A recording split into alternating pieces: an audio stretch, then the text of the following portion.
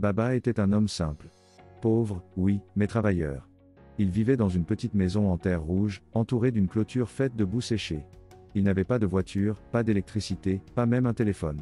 Mais il avait une femme, Aïssata, et 2 enfants, Halima et Younous, qu'il aimait plus que tout. Chaque matin, il quittait la maison avant le lever du soleil, avec son vieux fusil et un espoir silencieux de trouver un animal à chasser. Ce jour-là, il revint à pied, poussiéreux, les jambes fatiguées, avec 2 lapins suspendus à sa main.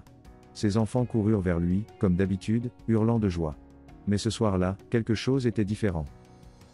Assis autour du feu, alors qu'Aïssata préparait le repas, Baba gardait le silence.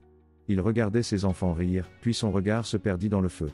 Après un long moment, il parla, « Vous savez, j'ai grandi sans père. Il était là, quelque part, mais il ne s'est jamais soucié de nous. Il faisait des enfants partout, mais ne nourrissait personne. Ma mère est morte de fatigue, seule, pendant qu'il était avec ses amis. Halima et Younous se turent. Même Aïssata cessa de touiller la marmite. J'ai juré de ne jamais être comme lui. J'ai peu, mais je donne tout. Je chasse, je marche des kilomètres, je dors sur le sol. Pas pour la gloire.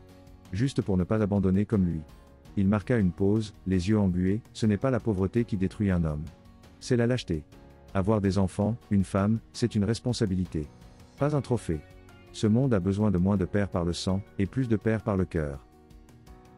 Ce fut la dernière grande discussion qu'il eut avec eux.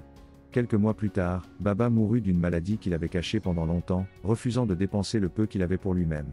Mais il laissa derrière lui quelque chose d'inestimable, une famille digne, éduquée par l'exemple, pas par les mots. Leçon, faire des enfants est facile. Les élever, les guider, et leur apprendre la valeur du respect, de la responsabilité et du courage, ça, c'est ce qui fait un vrai homme. Un homme n'est pas défini par le nombre de ses conquêtes, mais par le nombre de personnes qu'il ne laisse jamais tomber, ok. Avez-vous aimé cette histoire ? Pourquoi ne pas la partager avec tous vos amis et correspondants ? Transférez-la à toutes les personnes que vous aimez, même si cela revient à la renvoyer à la personne qui vous l'a transmis. Et si elle vous revient, vous saurez alors que vous avez de vrais amis.